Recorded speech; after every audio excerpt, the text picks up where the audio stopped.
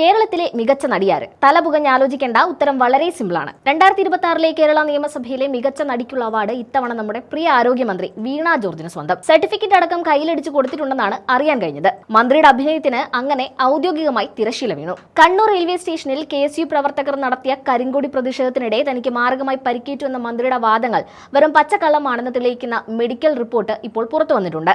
കണ്ണൂർ ജില്ലാ ജനറൽ ആശുപത്രിയിലെ accident register come wound സർട്ടിഫിക്കറ്റിലെ വിവരങ്ങൾ പുറത്തു വന്നതോടെ മന്ത്രിയുടെ കള്ളത്തരങ്ങൾ ഓരോന്നായി പൊളിഞ്ഞു വീണു കഴിഞ്ഞു. പ്രതിഷേധക്കാർ തന്റെ കഴുത്തിന് ആക്രമിച്ചുവെന്നും ആയുധം ഉപയോഗിച്ചാണ് മുറിവേൽപ്പിച്ചതെന്നുമായിരുന്നു മന്ത്രി അന്ന് പരാതിപ്പെട്ടത്.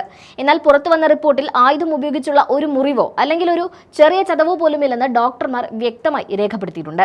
കഴുത്തിന്റെ പല ഭാഗങ്ങളിലും തൊടുമ്പോൾ വേദനയുണ്ടെന്ന് മന്ത്രി പറഞ്ഞു എന്നതല്ലാതെ ശാസ്ത്രീയമായി ഒരു പരിക്കും അവിടെ കണ്ടെത്താൻ ഡോക്ടർമാർക്ക് കഴിഞ്ഞിട്ടില്ല. ആയുധം ഉപയോഗിച്ച് തന്നെ കൊല്ലാൻ നോക്കിയെന്ന മന്ത്രിയുടെ പരാതിയും ഈ മെഡിക്കൽ റിപ്പോർട്ടും തമ്മിൽ യാതൊരു ബന്ധവുമില്ലെന്ന് ചുരുക്കം. പ്രതിഷേധത്തിനിടെ ആയുധം ഉപയോഗിച്ചില്ലെന്ന് പോലീസുകാർ പോലും മൊഴി നൽകിയിരുന്ന സമയത്താണ് ആയുധമുണ്ടെന്ന് വരുത്തി തീർക്കാൻ CPM നേതാക്കൾ വല്ലാതെ കഷ്ടപ്പെട്ടത്. ഈ നാടകത്തിന്റെ മുഖ്യ സംവിധായകൻ സ്പീക്കർ പദവിയിലിരിക്കുന്ന N ഷംസീർ ആണെന്ന ആരോപണവും ശക്തമായിട്ടുണ്ട്. മുഖ്യമന്ത്രി പിണറായി വിജയന്റെ നേരിട്ടുള്ള മേൽനോട്ടത്തിലാണ് ഈ സഹതാപ നാടകം അരങ്ങേറിയെന്നാണ് പുറത്തുവരുന്ന വിവരങ്ങൾ. അന്ന് പ്രതിഷേധമുണ്ടായ ഉടനെ കഴുത്തിന് ഗുരുതരമായി പരിക്കേറ്റു എന്ന് വിലപിച്ച മന്ത്രി ജനറൽ ആശുപത്രിയിൽ അഡ്മിറ്റ് ആവുകയായിരുന്നു. തുടർന്ന് അവിടെ നിന്ന് പരിയാരം മെഡിക്കൽ കോളേജിലേക്ക് മാറി. അവിടെ കുറച്ചു ദിവസം ചികിത്സയിൽ കഴിഞ്ഞ മന്ത്രി ഒടുവിൽ നേരം വെളുക്കുന്നതിന് മുൻപേ യാതൊരു പ്രോട്ടോകോളും പാലിക്കാതെ ആശുപത്രിയിൽ നിന്നും ഓടി രക്ഷപ്പെടുകയായിരുന്നു. കഴുത്തുളുക്ക് നാടകം പൊളിഞ്ഞ സ്ഥിതിക്ക് ഇനി ആ കഴുത്തിലിട്ട ബെൽറ്റ് വാടകയ്ക്ക് കൊടുക്കുമോ എന്തോ.